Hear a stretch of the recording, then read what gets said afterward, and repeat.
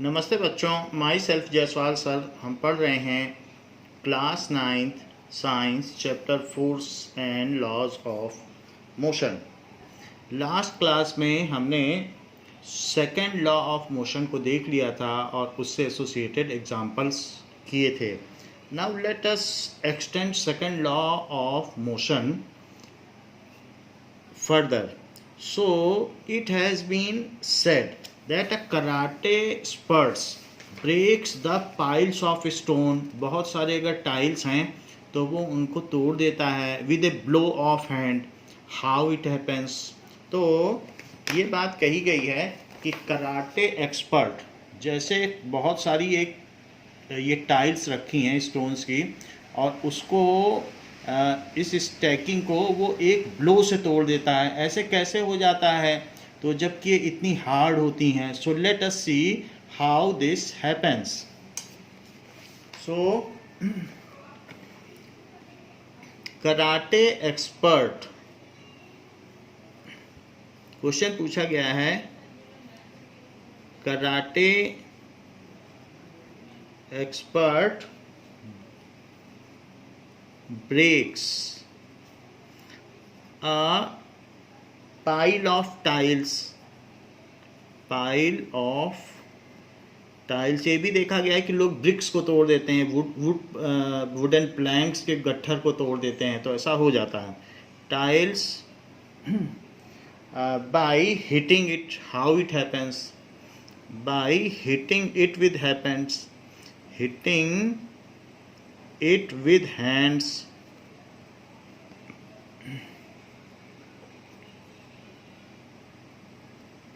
Explain. तो ऐसा कैसे हो जाता है? Now answer. We know by second law of motion F is equals to, the force is equals to rate of change of momentum. Rate of change in momentum. So F is equals to mv minus u by t. ये चीज that is change in momentum upon time, ये rate of change of momentum है। So karate expert अब ये causes करता है same change in momentum in a very short interval. अगर time को रिड्यूस कर दिया जाए, वो बहुत हाई स्पीड से अपना हाथ लाता है और सडनली स्टॉप कर देता है। उसके आगे वो ले ही नहीं जाता, सिर्फ टच करता है। जो ये पाइल्स ऑफ ये टाइल हैं या स्टोन्स हैं या वुडन प्लैंक्स हैं, तो वहाँ तक वो तेजी से हाथ लाता है और रोक देता है। तो वो टच होता है तो वो इतना लार्ज फोर्स होता है। So it gives a sudden jerk if same change in momentum takes place for very small time interval. अगर डिनोमिनेटर छोटा छोटा और छोटा करते चले जाओगे तो फोर्स बहुत लार्ज हो जाएगा। जरा देखिए कि मान लीजिए ऊपर 10 है और टाइम इंटरवल आप इतना कर दो, ऐसे मतलब 1 सेकेंड का भी 100वां हिस्सा, तो ऐसे केस में फोर्स 1000 न्यूटन तक पहुंच जाएगा, क्योंकि डेसिमल हटेगा तो वो 20 और बढ़ जाएंगे। सो कराटे एक्सपर्ट क्या करता है? Karate expert moves his hand very fast, या her hand very fast, moves his or her hand very fast and move करता है and suddenly stops his hand after touching the first tile. पहले tile को जब छूता तो वहीं रोक देता है and suddenly stops after touching, या हिटिंग भी लिख सकते हो, hitting the first tile.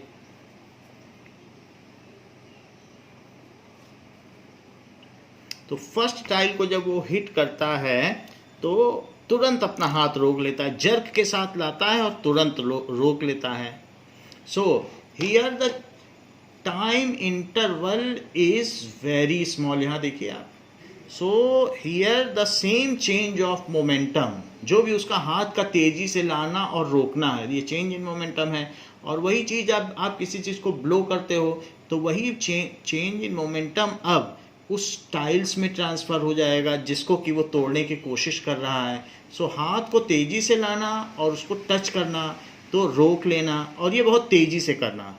And this change in momentum takes place in a very short interval. So ये चीज है, this change in interval is taking place in very short time period, very short span of time, as denominator is very small। देखो बहुत छोटा अगर time कर दो, so the ये कोशेंट है, कोशेंट का मतलब रेशो जो भी है p by q है, कोई भी कोशेंट है। as denominator is very small, the quotient becomes very high and in result the force becomes very high। as denominator, सो जो इसमें डिनोमिनेटर है of above formula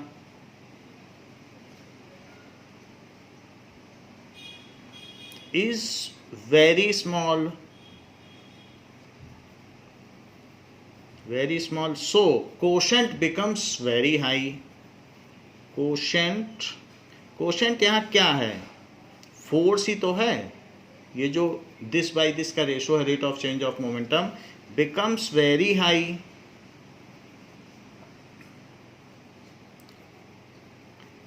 to it इतना ज़्यादा हो जाएगा, sufficient to break the piles. तो पहली जब जर्क के साथ टूटेगी तो जब नीचे जाएगी तो वही दूसरे को तोड़ देगी। sufficient to break piles of tiles, sufficient to break pile of tiles। तो वो जो भी गट्ठर है टाइल का उसको वो बड़ी तेजी से तोड़ देगी। ये बात यहाँ कही गई है कि अगर हम बहुत थोड़े समय के लिए बहुत लार्ज फोर्स लगाएं तो अगर आप तेज़ी से स्ट्रोक मारते हैं किसी चीज़ में, बॉल में, तो बहुत दूर जाएगी। तो इस तरीके से यहाँ पर कही गई है, जैसे धोनी लगाता है हेलीकॉप्टर स्ट्रोक, तो उसमें क्या होता है कि वो बहुत शॉर्ट पीरियड के लिए बॉल को अपने बैट से टच करता है तो बॉल दूर तक जाती है। अगर आप किसी को जर्क के साथ आप थप्पड़ मारते हैं तो वो थप्पड़ बहुत तेज़ लगेगा, क्योंकि उस केस में आप बस उसके गाल को तेज़ी से हाथ लाएं और टच कर दें तो उस केस में इतना फोर्स लगेगा कि वो बहुत तेज होगा। तो टाइम कम कर दोगे तो फोर्स ज़्यादा हो जाएगा, क्योंकि डिनोमिनेटर छोटा हो गया। तो इस वजह से ये होता है। जैसे कि मान लीजिए कि अगर वो अपना हाथ लाता है और हाथ यहाँ से लाते लाते वो क्या करे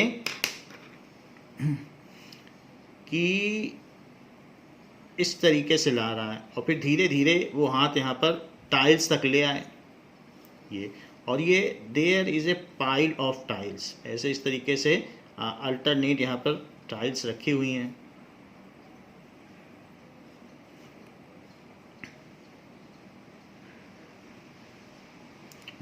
और इसके बीच में कुछ यहाँ पर स्टॉपर लगे हुए हैं जिससे कि ये टाइल्स के बीच में थोड़ा गैप भी बना के रखा जाता है। तो इस तरीके से टाइल्स रखी हुई हैं। These are tiles.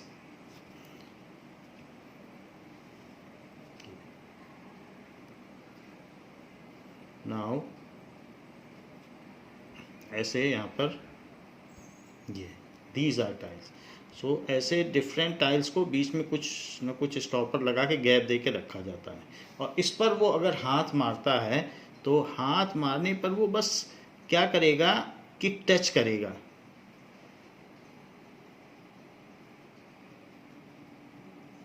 तो ये मूवमेंट ऑफ हैंड है। तो ऐसा करने पर जब वो तेजी से करेगा for short period of time, तो ऐसे केस में T is very small, so force is very large. Second case पूछा गया है क्वेश्चन कि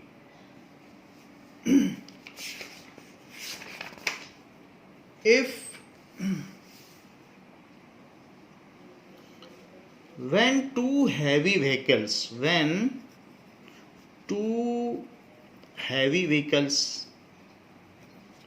motor vehicles HMV, heavy motor vehicles, एक लाइट मोटर व्हीकल्स होती है जैसे स्कूटर और एक HMV होती ट्रक हो जाए, तो हैवी मोटर व्हीकल्स को कहते हैं HMV।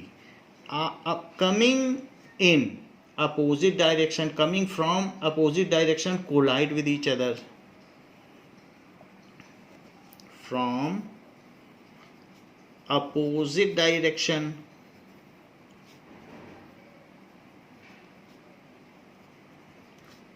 collide का मतलब hit with each other,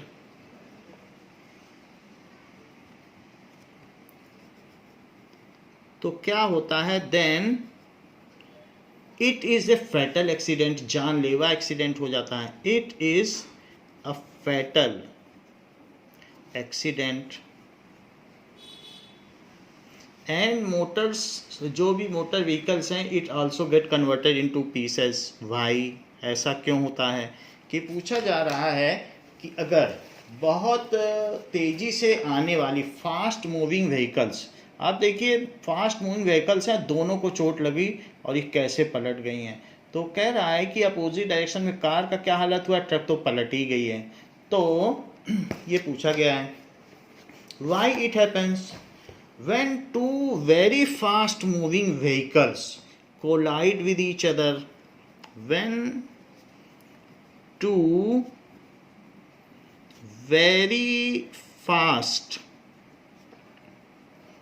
moving vehicles collide with each other, बहुत तेजी से चल रही हैं वो भी running in opposite direction, each other, तो अगर कोलाइड करती हैं अपोजिट डायरेक्शन में, देन दे सडनली स्टॉप, तो अगर each other while running in opposite direction, ये लिखना यार ठीक रहेगा, while running in opposite direction,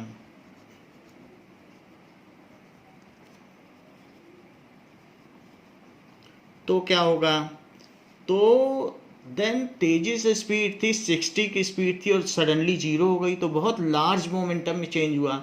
60 metre पर सेकंड से गाड़ी आ रही थी, सडनली 0 हो गई, हिट कर गई, तो इतना लार्ज चेंज इन मोमेंटम हो रहा है, और वो भी तुरंत हिट हुई और तुरंत रुक गई है।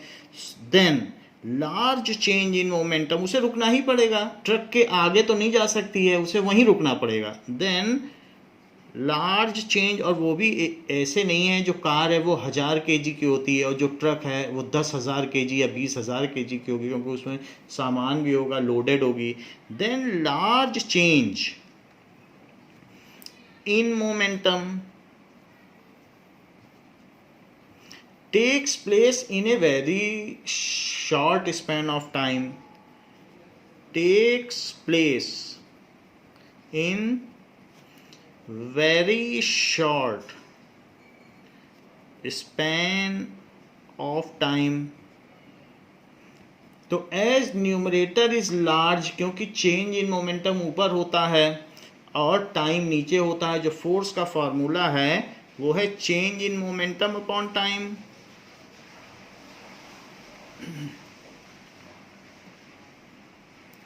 अपॉन टाइम, तो दोनों में बहुत ज़्यादा चेंज इन मोमेंटम हो जाता है, क्योंकि वो अचानक रुक जाती हैं, लेकिन टाइम बहुत थोड़ा लगता है, सडनली वो एक दूसरे को हिट कर देती हैं। So it causes a very large force acting on them, उसकी वजह से दोनों पे बहुत ज़्यादा फोर्स एक्ट करता है। सो इट कॉजेज, यही तो सेकेंड लॉ ऑफ मोशन है। So it causes very large force acting on each of them, acting on each of them, which is sufficient to break the pieces of vehicles apart and kill the driver, जो कि इतना sufficient होता है, which is sufficient, force is very large, so which is sufficient, जो कि पर्याप्त है, to break the pieces of vehicle apart, to break the pieces of vehicle apart, दूर दूर तक उसके परखचे उड़ जाते हैं, and kill the drivers, and kill drivers, तो यही बात कही गई है। और अगर एक ही डायरेक्शन में हो तब तो चलती चलती टकरा जाए तब उतना फर्क नहीं पड़ता, अपोजिट में दोनों को रुकना पड़ता है, पीछे से आती हुई टक्कर मारेगा तब उतना नहीं होगा, क्योंकि दोनों चलती रहेंगी, धीरे धीरे चेंज इन मोमेंटम होगा, तो ऐसे में वो उतना गड़बड़ नहीं होता। Next is while catching the ball, a expert fielder pulls his hand backward. So while catching ball,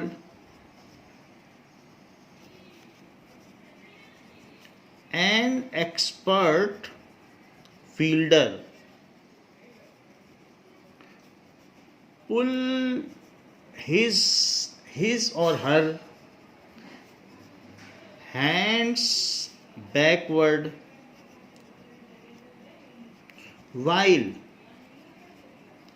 a novice का मतलब नौसिखिया, जो अभी अभी खेल में उतरा हो, जिसे कुछ खेलने का आइडिया ना हो, holds his hands to catch the ball, वहीं पर रख के, जहां बॉल आ रही वहीं सामने रख के पकड़ लेता है, holds hand to catch ball, तो which is a better idea, which of them is better, suggest which of them is better, इनमें से कौन सा बेटर है, सजेस्ट। तो ये चीज आपसे पूछी गई है कि एक केस आपको दिया गया कि हाथ पीछे खींच लेना, जैसे कि यहाँ पर दिखाया जा रहा है कि ये देखिए, तो कैच आई तो कैच लेते समय हाथ भी पीछे ले गए, तो हाथ धीरे धीरे पीछे ले जाओ, ये अच्छा है कि वहीं हाथ रखे रहो और पीछे न ले जाओ। जो नौसिखिया खिलाड़ी है, नोविस प्लेयर है, वो वहीं रखे रहेगा और कैच करने की कोशिश करेगा, और कई बार बॉल जो होगी वो उछल के दूर चली जाएगी, रिबाउंड हो जाएगी। और दूसरे केस में जो एक्सपर्ट है वो ऐसा करेगा जैसा कर रहा है। तो ऐसा क्यों करता है? तो this question has been asked, is there second law of motion applicable?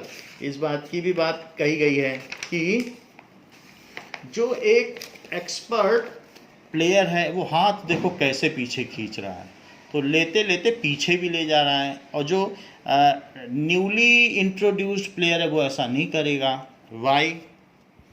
ना, here again second law of motion helps us. How it is there? So आपको बॉल को तो रोकना ही है, so answer F is equals to change in momentum upon time। तो change in momentum तो चाहिए। अगर बॉल आ रही है, मान लीजिए 20 मीटर पर सेकेंड की स्पीड से आ रही है और 100 ग्राम की बॉल होती है, सो आपको बता देंगे जस्ट आपको समझाने के लिए, इफ़ 100 ग्राम का मतलब है 0.1 kg की बॉल है, is coming with 20 meter per second speed and needed to be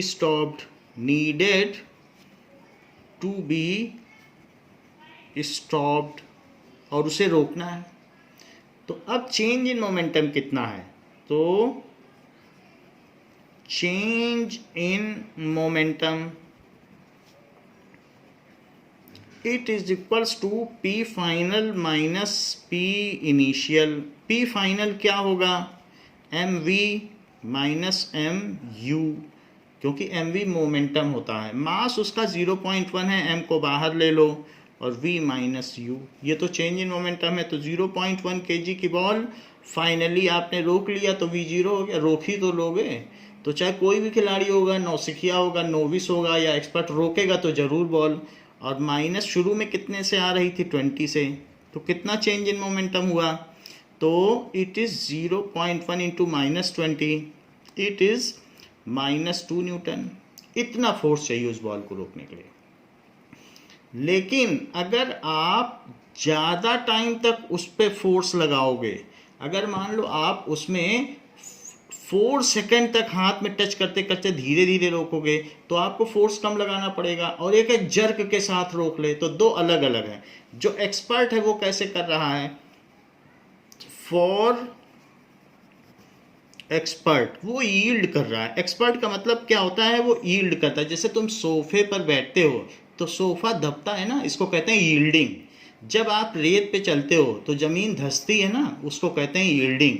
उसी तरीके से हाथ को पे जब बॉल आती है तो हाथ को पीछे करना, इसको कहते हैं yielding. So expert yields his bat hands bat. Expert क्या करता है, एक्सपर्ट धीरे धीरे रोकता है, yields his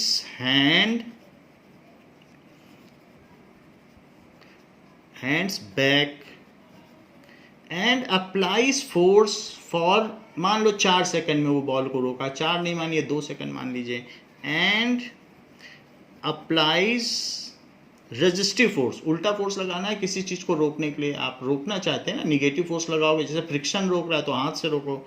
and applies force for 2 second, 2 second के लिए लगा रहा है। और जबकि नोविस क्या कर रहा है, नौसिखिया प्लेयर, सो ये क्या करेगा, does not yield hands back, does not yields hand back. वो हाथ वहीं रखेगा और झटके से पकड़ेगा, कहेगा हम तो यहीं पकड़ लेंगे बॉल। और जो कि एक्सपर्ट है वो धीरे धीरे पीछे खींचेगा और वो वहीं पे हाथ लाके पकड़ लेगा, लेकिन सडनली रोकने की कोशिश करता है।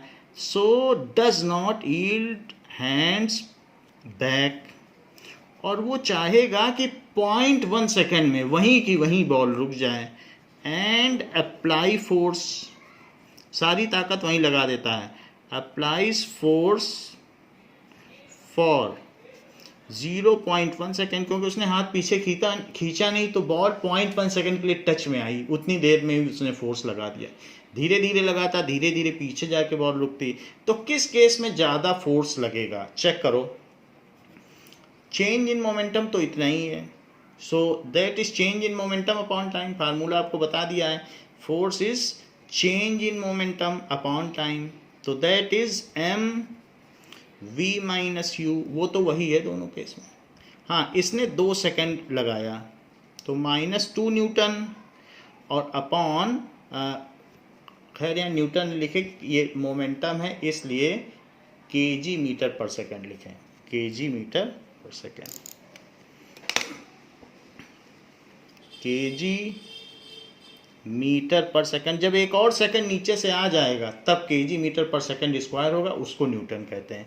तो इसलिए -2, और कितनी देर के लिए इसने लगाया फोर्स बताइए, 2 सेकंड के लिए, तो 2 सेकंड के लिए लगाना पड़ा, तो इसको -1 न्यूटन का फोर्स लगाना पड़ा।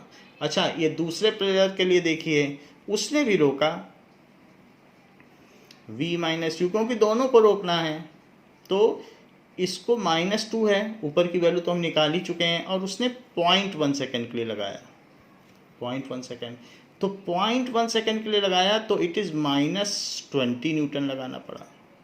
अब देखो कितनी जोर झटका लगेगा, हाथ में चोट भी लग जाएगी, हो सकता है कि हड्डियों में क्रैम्प भी आ जाए, तो लिगामेंट भी टूट जाए। तो ऐसे केस में एक्सपर्ट को बिल्कुल फील भी नहीं होता। अगर आप ईंट को पकड़ना चाहें, झटके से पकड़ लें, सोचें यहीं ईंट को पकड़ लेंगे, तो आप देखते हैं कि जो ऊपर से ईंट फेंकी जाती है तो कैसे मजदूर लोग हाथ को पीछे खींचते हैं। उनको भी सेकंड लॉ ऑफ मोशन पता है, तो वो हाथ पीछे भी ले जाते हैं जब ईंट को कैच करते हैं।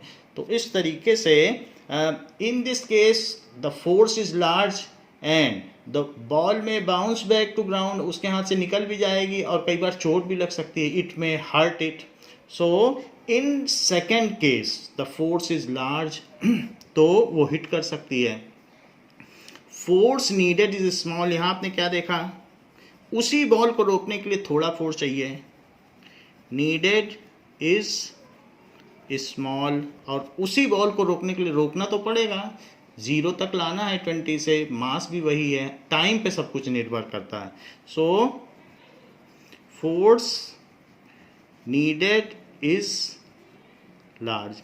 देखिए ये सारी बात कुछ भी नहीं लिखनी है, ये सब आपको समझाने के लिए किया गया है। अब आंसर शुरू होता है इसके आगे कि नोविस गलत काम कर रहा है, नौसिखिया व्यक्ति, और जो एक तरीके से दक्ष खिलाड़ी है, एक्सपर्ट प्लेयर है, he is doing the right job and with less effort he is easily catching ball. देखिए सो एक्सपर्ट प्लेयर क्या कर रहा है, यहां से सोल्यूशन शुरू है। Expert player pulls his hand back, pulls hands back while catching,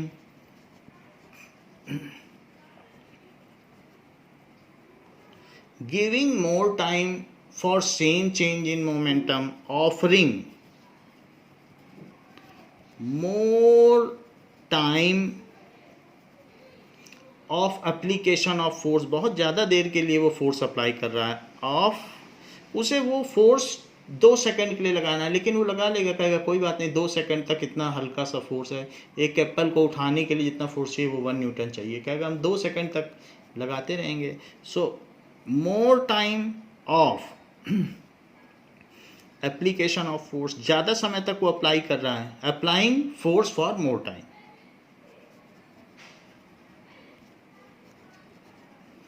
तो for same change in momentum he is applying force, he is applying force for more time, या ज़्यादा समय तक वो कर रहा है। So the amount of force decreases, so ज़्यादा समय तक लगाएगा तो अमाउंट ऑफ फोर्स डिक्रीज। जैसे बहुत दूर से एक स्कूटर आ रही हो तो एक पहलवान भी रोक लेगा और एक कमज़ोर आदमी भी रोक सकता है, लेकिन कमज़ोर आदमी दूर दूर तक घिसकता चला जाएगा तब स्कूटर को रोक पाएगा, और पहलवान ज़्यादा शक्ति लगा के स्कूटर को वहीं रोक देगा।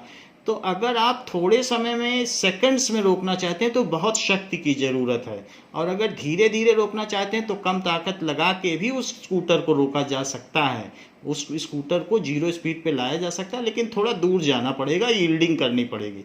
तो वही बात यहाँ पर भी है कि आप कम ताकत लगाकर बॉल को पीछे तक ले जाइए और आराम से रोकिए। So less force is needed to do so, less force is needed to do so, and he comfortably manages to catch the ball, and he comfortably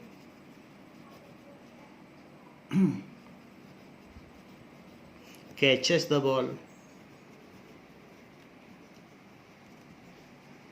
While novice applies force for more time, तो ज़्यादा समय, for less time, झटके से वो रोक रहा है। While novice fielder applies force for less time, उसी चेंज के लिए, बॉल दोनों ही रोक रहे हैं, बस उसी चेंज के लिए थोड़े समय के लिए फोर्स अप्लाई कर रहा है। So amount of force increases which में jerk, produce jerk in his hand, which increases magnitude of force,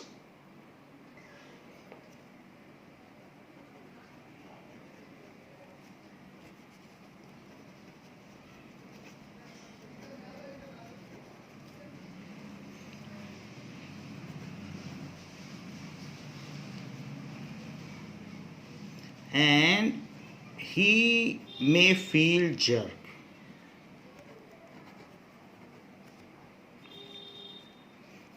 या फिर हर्ट हो जाएगा। तो इस तरीके से ये इसका आंसर है। अब देखिए, why it is suggested to wear seat belts while driving a car. तो और आजकल तो क्या होता है कि इस तरीके के कुछ एयर बैलून्स है, वो भी उनसे भी लेस्ड कार आती हैं कि आपका जो सडन, मान लीजिए कार कहीं हिट करती है तो आपकी बॉडी धीरे धीरे रुके, so then less force is exerted on your body. Body collide करेगी तो सामने बैलून बैग्स खुल जाएंगे, एयर बैग्स खुल जाएंगे और वो आपको प्रोटेक्शन की सेफ्टी देंगे in addition to safety belt, so that you get same change in momentum in large time interval, so less force is needed, less jerk is experienced by body. So question पूछा गया है, why it is suggested to wear seat belts while driving car. So why is it suggested, why is it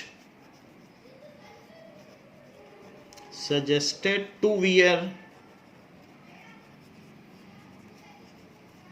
seat belts.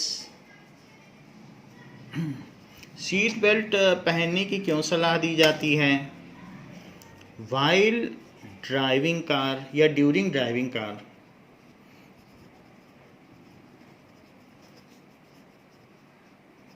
So in case of any accident occurs,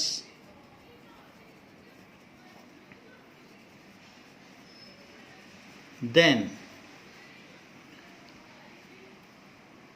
the change in momentum of our body, हमारी body भी रुक जाएगी, then the change in our momentum of our body, हम भी तो उसी speed से चल रहे हैं जैसे कार चल रही है, momentum of our body takes place in large duration of time, हम धीरे धीरे आगे जाएंगे, इन लार्ज ड्यूरेशन, हमारी बॉडी में भी चेंज वही हो रहा है जो मोमेंटम, बॉडी को तो रुकना ही है लेकिन टी को बढ़ा दो, डिनोमिनेटर को बढ़ा दो तो फोर्स कम हो जाएगा, टी तो नीचे ही आता है, duration of time, so amount of force exerted on our body decreases, so amount, जैसे कि मान लीजिए कि अगर ये ड्राइवर है और इसमें कार चलाते समय एक ने सीट बेल्ट पहनी है, सेफ्टी बेल्ट, और दूसरे ने नहीं पहनी है, तो सेफ्टी बेल्ट जिसने पहन रखी है तो वो धीरे धीरे आगे जाएगा और जिसने नहीं पहन रही वो पहन रखी है वो उछल के बाहर गिरेगा, तो सडन जर्क आएगा तो उसकी बॉडी आगे चलना चाहेगी तो वो तो खिड़की और शीशा तोड़ के बाहर निकल जाएगा। तो बॉडी तो मोमेंटम में रहना चाहती है, फर्स्ट लॉ है, तो कीप ऑन मूविंग, लेकिन हमें कार के साथ रुकना होगा। अब कार का एक्सीडेंट हो गया है तो जो सेफ्टी बेल्ट है वो हमको धीरे धीरे आगे ले जाएगी और अल्टीमेटली हमको ज़्यादा टाइम तक हम पर फोर्स लगाते हुए हमें रोक देगी और सेफ पोजीशन में रोक देगी, और जिसने नहीं लगाई है उसका ये हाल होगा। तो सो amount of force acting on our body is less, acting on our body decreases, hence it increases chance of our survival, hence it increases chance of our survival. तो इससे हमारे सर्वाइव करने के चांस बढ़ जाते हैं क्योंकि हम पर लगने वाला फोर्स कम हो जाता है। तो इसलिए सेफ्टी बेल्ट या सीट बेल्ट पहनना आवश्यक बताया गया है। अब देखें ये तो सारी बात हो गई सेकेंड लॉ ऑफ मोशन की, कि सेकेंड लॉ ऑफ मोशन होता क्या है, उसके क्या एस्पेक्ट्स हैं. And there is one more thing which is needed to be introduced at this place, impulse.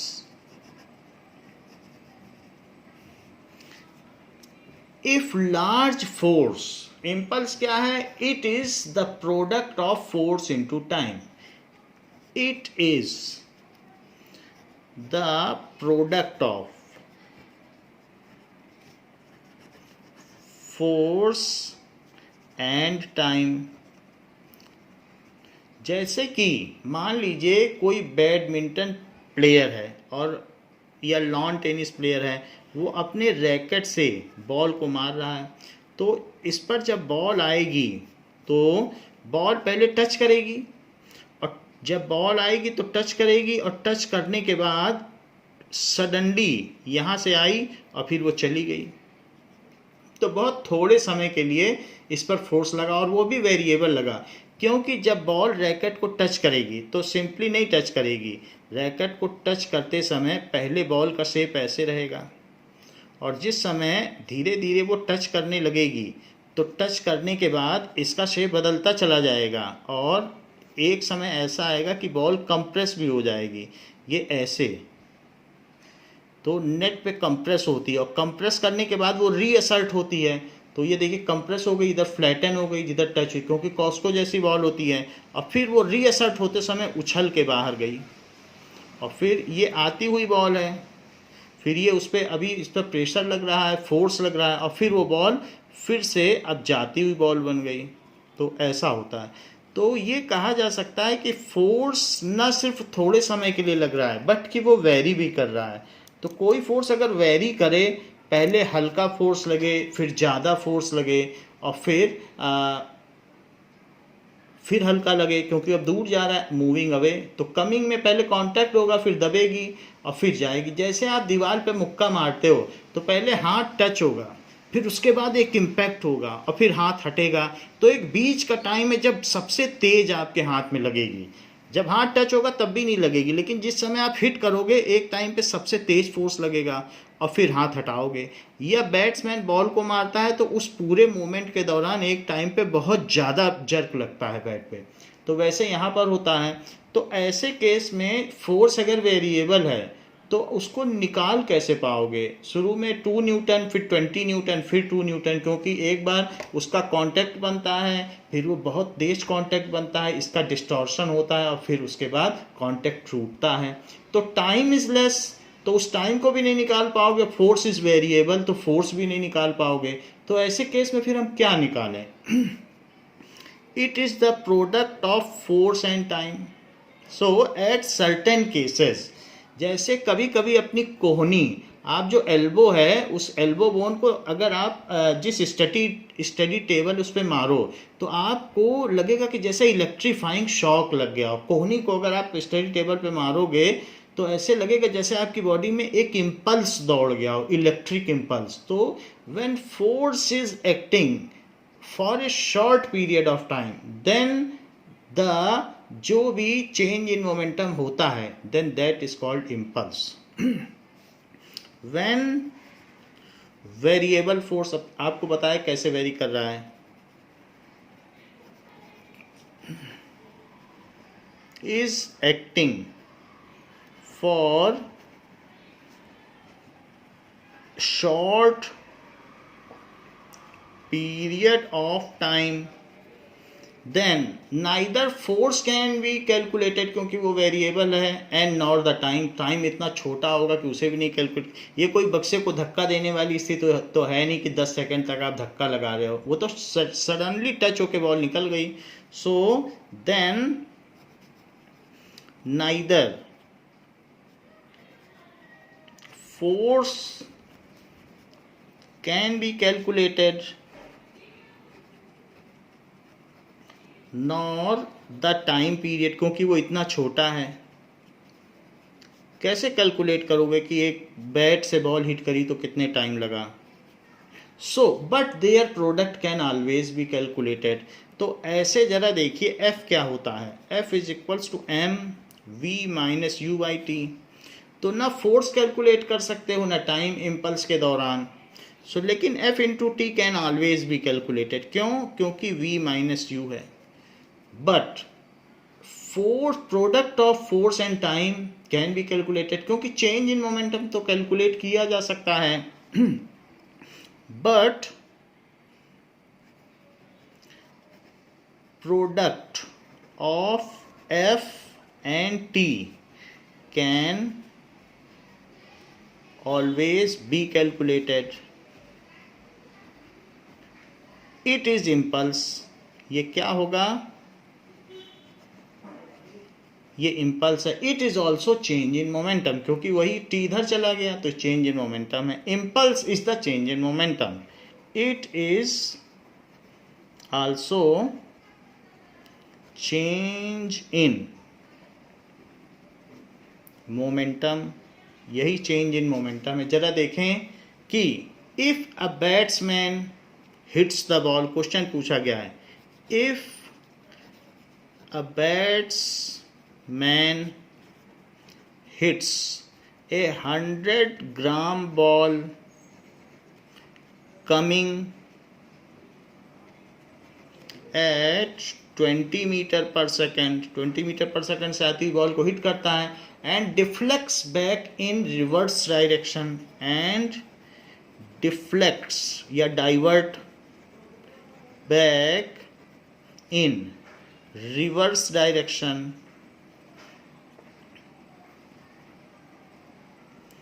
Calculate impulse.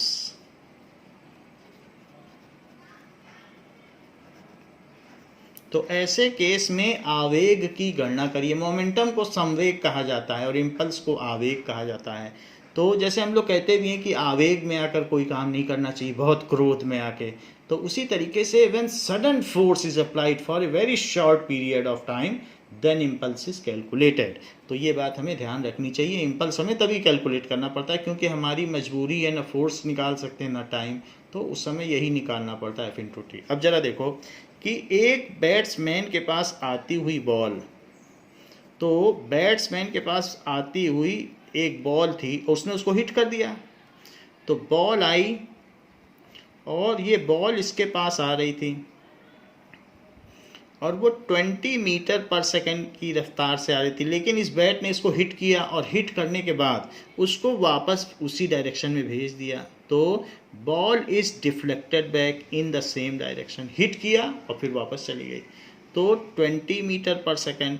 लेकिन ये इधर बॉल आ रही, जब कोई चीज़ राइट में चलती है तो वो चीज़ पॉजिटिव होती है, तो यू माना जाएगा इनिशियल स्पीड प्लस में है और v माना जाएगा माइनस में, क्योंकि लेफ्ट में चीज़ जो ली जाती है, वेलोसिटी एक डायरेक्शनल फिजिकल क्वांटिटी है, वेक्टर फिजिकल क्वांटिटी है, तो चूंकि ये लेफ्ट में जा रही तो निगेटिव।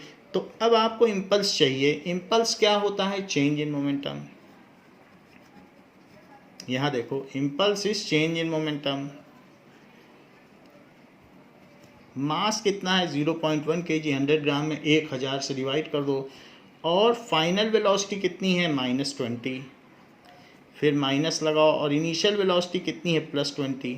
ये सो it is 0.1 -20 -20, so it is 0.1 -40।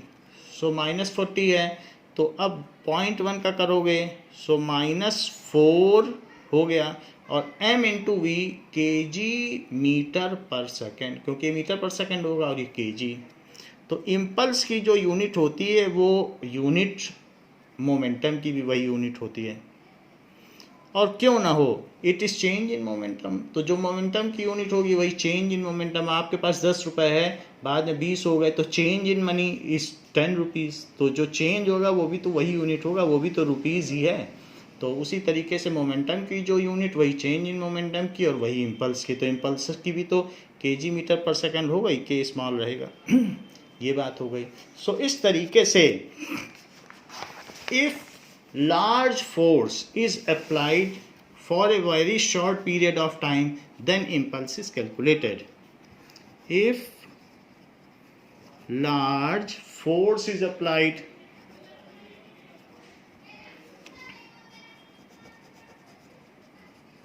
for a short period of time,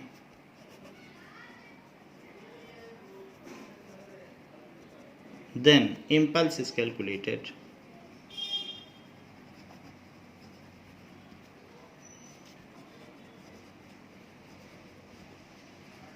Its unit is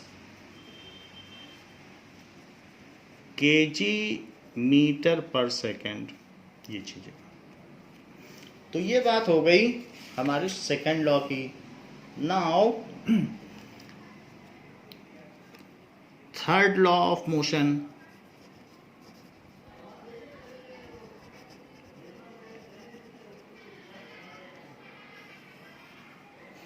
तो कुछ चीज़ों को हम देखें, जैसे कि कभी आपने बैलून फोड़े हो गन से, तो जब उसका कारतूस निकलता है तो गन पीछे जाती है, उससे पीछे धक्का मिलेगा. वैसे भी आपने सैनिकों को गोली चलाते हुए टीवी पर देखा होगा, तो गन जो है वो पीछे की तरफ जाती है.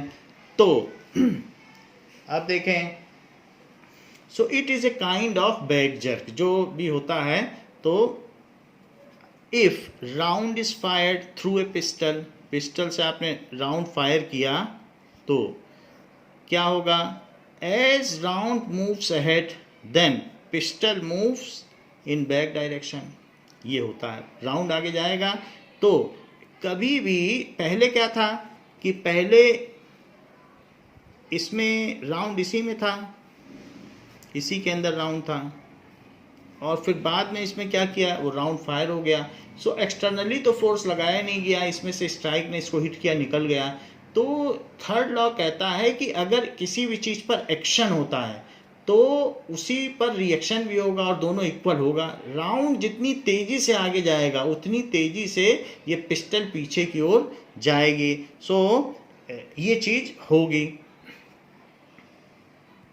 Now this action of pistil is called recoil action. तो ये जो पीछे गई है इसको कहते हैं पीछे जाना. It is called recoiling of pistol. Recoiling. So bullet fired then pistol recoils. Bullet fires ahead, ये आगे मूव कर गई, अहेड.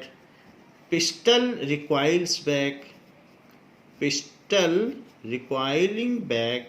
तो इस तरीके से, तो इसमें ये एक्शन फोर्स हुआ तो ये रिएक्शन फोर्स हुआ. एक्शन एंड रिएक्शन, तो आप इसे कह सकते हैं एक एक्शन फोर्स हुआ और उसकी वजह से इसमें रिएक्शन हुआ, रिएक्शन. सो अगर मान लीजिए आप छोटा कारतूस छर्रा मारते हैं कोई बैलून के लिए तो उतना रिक्वायर नहीं करेगी, लेकिन आप बुलेट मारेंगे तो तेज गन में होगी और हो सकता है जो आपकी जो शोल्डर की कॉलर बोन है वो भी टूट जाए. कई बार ऐसा भी हो जाता है, डैमेज हो जाती है.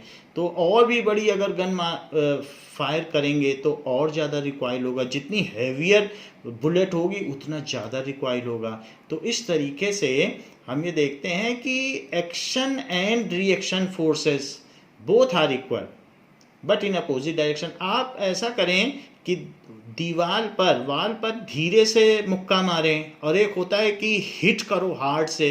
तो वॉल पे जितना हार्ड हिट करोगे आपके हाथ में रिएक्शन फोर्स उतना ज़्यादा लगेगा.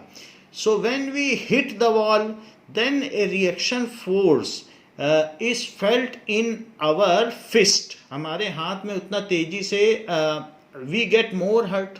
तो वो हमें वॉल भी हमें हिट करती है. So when we hit wall, तो ये तो पहला पिस्टल का हो गया. दूसरा फिर से एक एग्जांपल देखो, hit wall then the faster we hit wall we get more hurt. Then the faster we hit wall, तो इन फॉरवर्ड डायरेक्शन, क्योंकि आप वॉल को तो आगे के लिए पुश करोगे. We get more hurt in opposite direction. तो वॉल हमें, अगर आप उसे उस राइट डायरेक्शन में कर रहे हो तो वो जैसे उसके उल्टे डायरेक्शन में आपको हिट वो हर्ट करेगी डायरेक्शन. ये चीज़ है. तो hitting a wall is action. Wall hits us is called reaction force. So this is action and reaction pair of forces. This is action and reaction pair of forces. जैसे कि आप ये देख लीजिए, मान लें कि एक बॉल ऐसे आ रही है और एक बॉल ऐसे आ रही है और ये दोनों हिट करें, तो ये दोनों जब हिट करेंगी तो एक टाइम इनका कोलिजन का होगा। लेकिन ये बॉल ऐसी है तो ये बॉल है, तो अब इन दोनों में हिट हुआ तो ये उसको उधर हिट करेगी, तो ये भी इसको इधर हिट करेगी। तो आफ्टर कोलिजन क्या होगा, इसको भी लौटना पड़ेगा क्योंकि इस पर भी एक रिएक्शन हुआ। तो ये अभी इधर जा रही थी लेकिन लौटना पड़ गया रिएक्शन फोर्स की वजह से, और इसने इसको हिट किया तो अब ये उधर चली गई। तो इसने इस पर एक्शन किया। किसी को किसी पे भी एक्शन कह सकते हो, बोथ आर साइमल्टेनियस। ये नहीं है कि एक हुआ तब दूसरा होगा। तो किसी से किसी पे कहो, तो ये अगर ए बॉल है और ये बी बॉल है, तो बी बॉल पे जो फोर्स लगा उसको कहोगे, इस पर ऐसे फोर्स लगेगा इस डायरेक्शन में। तो ये जो फोर्स लगा है, क्योंकि वो जो शेडेड बॉल है उसने इस पे फोर्स लगाया, तो उसको आप क्या बोलोगे, फोर्स ऑन बी बाई ए। क्या बोलोगे, फोर्स ऑन बी पे लगा, ये वाइट बॉल पे, ऑन बी बाई ए, और उसे डिनोट कैसे करोगे, एफ बी ए। लेकिन इस पर ये फोर्स लग गया, लेकिन ये बॉल भी इस पे फोर्स लगाएगी, तो ये इस पे लगाएगी फोर्स, तो इस पे भी लगेगा एक फोर्स इस डायरेक्शन में, क्योंकि इसे हिट कर रही है, ये उसे हिट कर रही है, तो वो भी इसे। दो लोग टकरा जाएं अपोजिट डायरेक्शन में तो दोनों को तेजी से चोट लगेगी। तो it is force on A by B, कहा जाएगा फोर्स ऑन ए। पहले वाले को ऑन बोला जाता है, on A by B. So here it generates an action and reaction forces. So ये बिफोर कोलिजन है, बिफोर कोलिजन, संघट्ट से पहले, संघट्ट के दौरान, ड्यूरिंग कोलिजन, ड्यूरिंग कोलिजन जब टकराती हैं, एंड आफ्टर कोलिजन। 3 केसेस हुए, और जितनी तेजी से टकराएंगी उतनी तेजी से लौटेंगी भी। तो ये जो 3 केसेस हैं, it is they produce action and reaction pairs. They produce action, इस पर एक्शन हुआ तो उधर गई और इस पर रिएक्शन हुआ तो इधर गई, एक्शन रिएक्शन पेयर्स।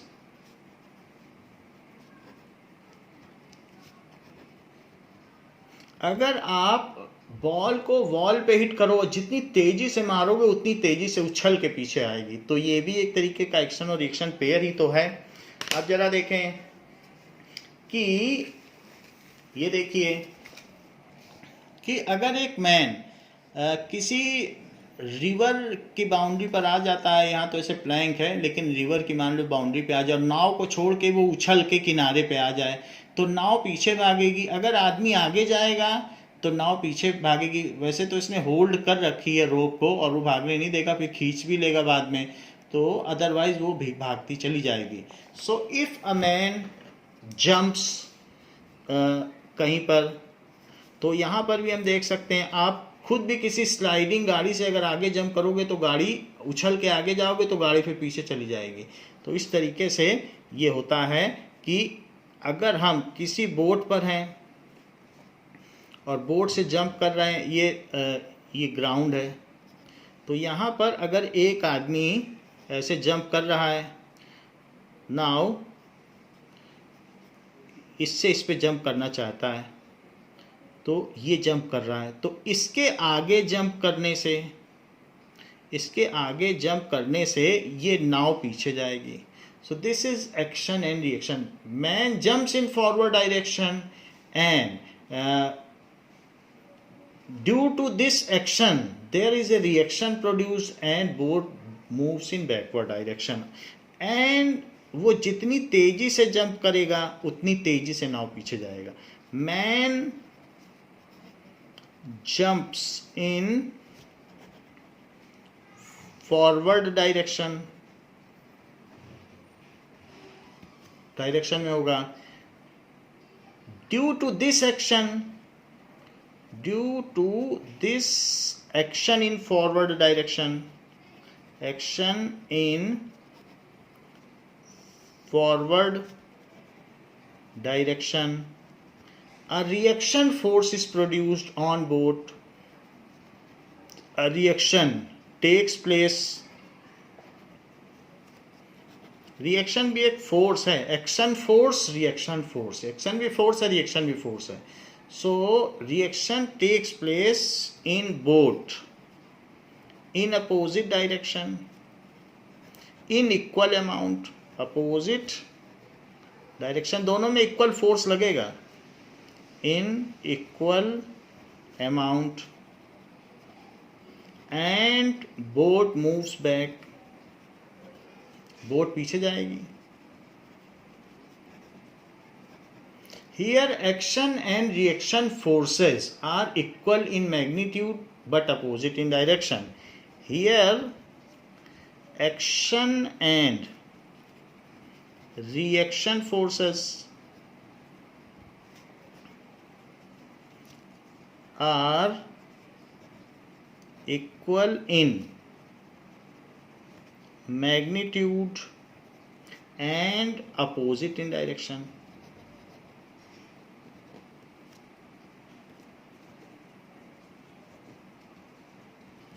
यहाँ तक कि अगर हम बैट से बॉल को मारते हैं तो बैट भी पीछे की तरफ रिकॉइल होता है, पीछे पुश होता है. बैट को तेजी से मारिए, बॉल को मारिए तेजी से बैट से तो बैट हल्का सा पीछे जाएगा. रैकेट से आप बॉल को मारें बैडमिंटन से तो रैकेट पीछे जाएगी. तो ये चीज़ होता है, नहीं तो उसके वायर्स पीछे जाएंगे. तो उसने आगे मारा और उसका जो वायर है, जो वुवेन वायर है, वो पीछे जाएगा. तो इस तरीके से एक्शन एंड रिएक्शन फोर्सेस हमेशा इक्वल होते हैं और अपोजिट इन डायरेक्शन होते हैं. Now here we will see the Newton's third law of motion that for every action there is equal and opposite reaction. तो उसको हम एक बैलून के ब्लोइंग से दिखाएंगे कि बैलून की हवा किस डायरेक्शन में निकल रही है और बैलून किधर जा रहा है. तो ये दोनों चीज़ें हम इस वीडियो से देखेंगे. For every action there is equal and opposite reaction. इस पर एक टेप लगा दिया गया है.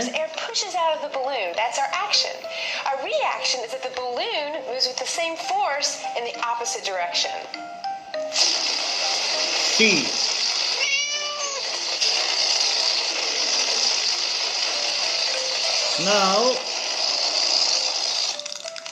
here you have seen that balloon is moving. इसमें ये दिखाया गया है कि बैलून, अगर यहाँ पर बैलून आ रहा है तो इसका मूवमेंट किधर है, ये देखें. एंड ये तो बैलून यहाँ पर इस डायरेक्शन में अपनी एयर को थ्रो कर रहा है. तो इस बैलून पर एक रिएक्शन फोर्स लग रहा है. So it is air is thrown in this direction and balloon is moving in this direction. So for every action there is equal and opposite reaction. यहाँ पर हमने टेप लगा दिया है. तो बैलून की एयर जिधर जाएगी बैलून उसके अपोजिट में जाएगा. Now here there are also some examples regarding Newton's third law of motion that for every action there is equal reaction. अगर ये इसको हिट करेगी गाड़ी तो ये कार भी पीछे जाएगी, तो इस पर भी एक रिएक्शन फोर्स लगेगा. So there are some examples of bullet is fired from a pistol or rocket moves in upward direction while its propellant charge and smoke is moving in backward direction. So the fighter jets are moving in forward direction while its smoke is thrown in backward direction. तो ये सारे Newton's के third law पर based हैं. Let us have an idea about Newton's third law of motion by these examples. ये देखिए, तो ये फोर्स लगा तो वो आगे चली गई.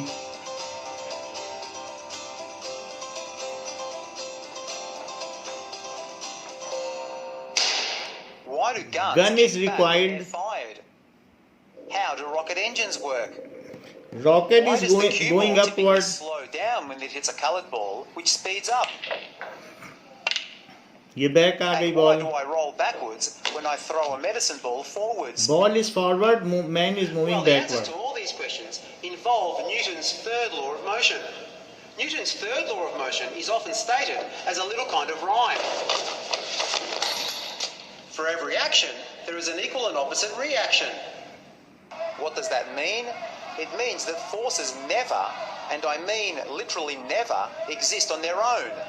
Newton's third law says that whenever an object, let's call it object A, exerts a force on object B, then object B exerts an equally sized force back on object A. Even though it's not always obvious, forces always come in pairs, which are called action-reaction pairs. In this lesson, we're going to look at Newton's third law of motion and how it helps explain a range of different phenomena.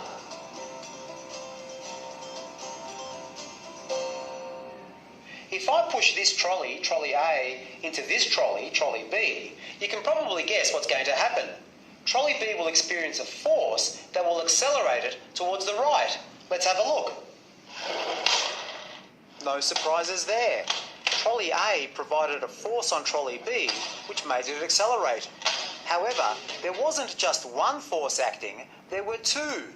At the same time that A was exerting a force on B, which made B speed up, B was exerting a force on A in the opposite direction. So what happened to A as a result of this force? Well, it slowed down. As you can see, the dots are clearly closer together after the collision. Trolley B, the trolley being struck, doesn't even have to do anything. Just the fact that it's there and that a force is being exerted on it by trolley A means that it exerts a force back on trolley A. We can label the equally sized but opposite in direction action-reaction pair of forces at the moment of impact, FA on B and FB on A.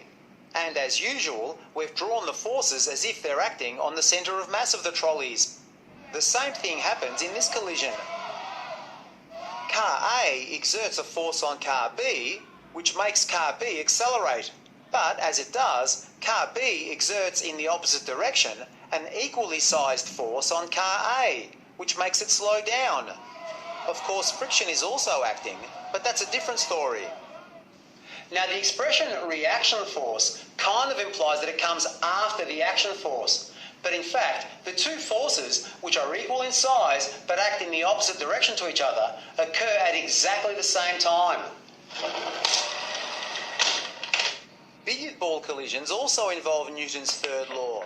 The cue ball exerts a force on the coloured ball, which speeds up, and at the same time, the coloured ball exerts a force back on the cue ball, which causes it to slow down. Now see, white This ball process is can coming occur backward. any number of times in quick succession. The so-called Newton's cradle demonstrates this exact principle as well.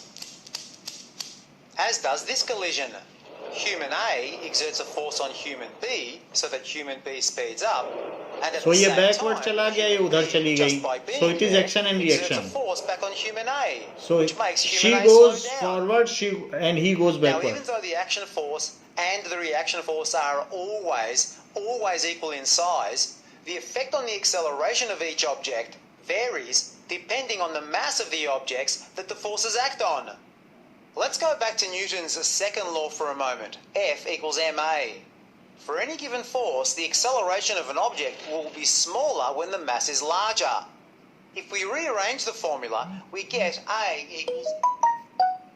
For example, if a force of 1 Newton is applied to a 2 kilogram mass, In this episode, Newton's third law, we look at that most poetic of all laws. For every action, there is an equal and opposite reaction.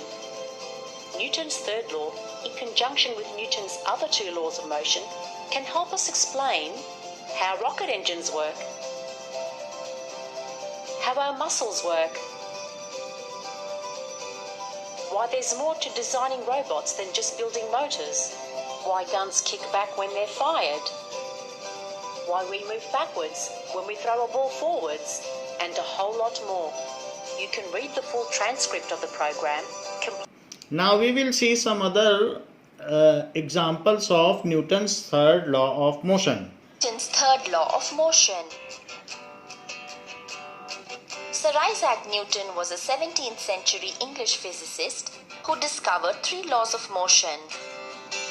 Newton's third law of motion states that for every action there is an equal and opposite reaction. These are two spring balances. In other words, if object A Now, exerts a force on object B, then object in other यहाँ पर आप देख सकते हैं two spring balances में when it is pulled then equally both are stretched, तो spring में दोनों तरफ इक्वल रीडिंग आएगी. अगर हम टू स्प्रिंग बैलेंस को पुल करेंगे then now see the reading on that. for every action there is an See, equal here and and opposite here. reaction.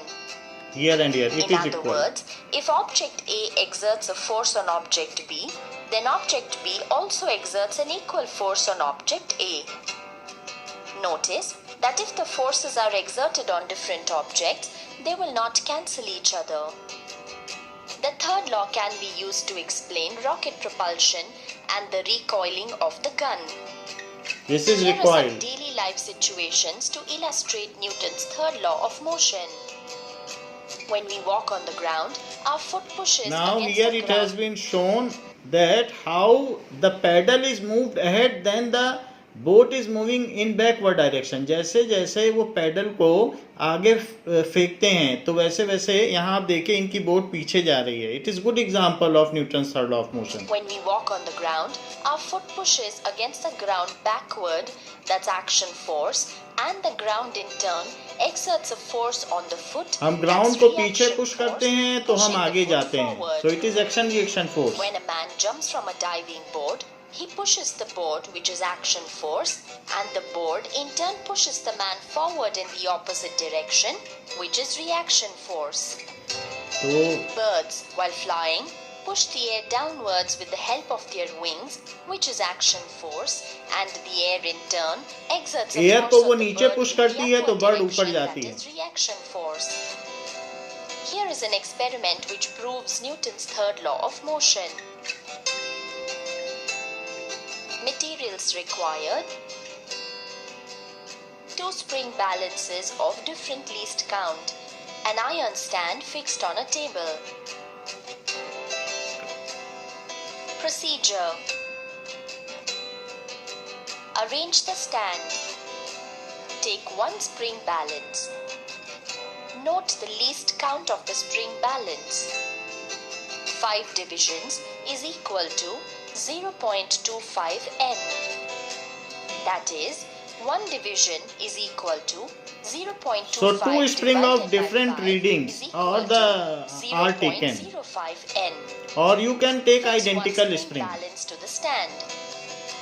Now, take the second spring balance and attach it to the end of the first spring balance. Pull the second spring balance away from the stand. As you pull the spring balance, you will feel that the spring balance is being pulled back.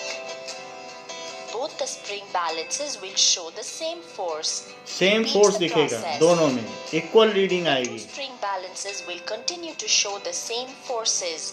Tabulate all इसमें the lighter readings. Spring है, अगर identical होगा So तो we can बिल्कुल equal conclude reading that आएगी. when You the can second note the spring reading. balance exerted a force on the first, which was the action force.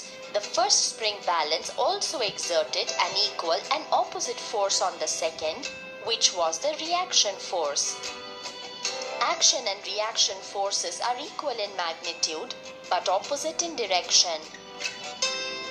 Action and reaction forces act on two different bodies at the same time, so they do not cancel तो each reading other. Equal आएगी, दो अलग अलग spring है इसलिए ऐसा दिख रहा है Newton's आपको, third but law of reading equal motion होगी. is verified.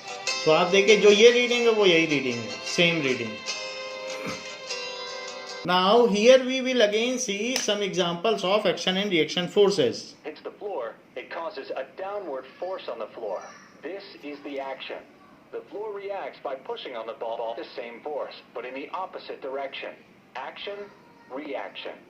Together, the floor and the ball form what's called the action-reaction pair. So now how it applies to your bicycle. When you push the pedal, the parts of the tire which touch the ground push it backwards. The ground also pushes the tires forward with the same force. So tyre push back ground, ये ऐसे चल रहे हैं, ground को पीछे फेंक रहे हैं. अगर इसमें डस्ट होगी तो पीछे फेंकी जाएगी और साइकिल आगे जाएगी और डस्ट पीछे जाएगी. Nothing happens to it, since the Earth is very big as compared to your bicycle. The force supplied by your tires does not move it backwards, but force supplied by the Earth pushes.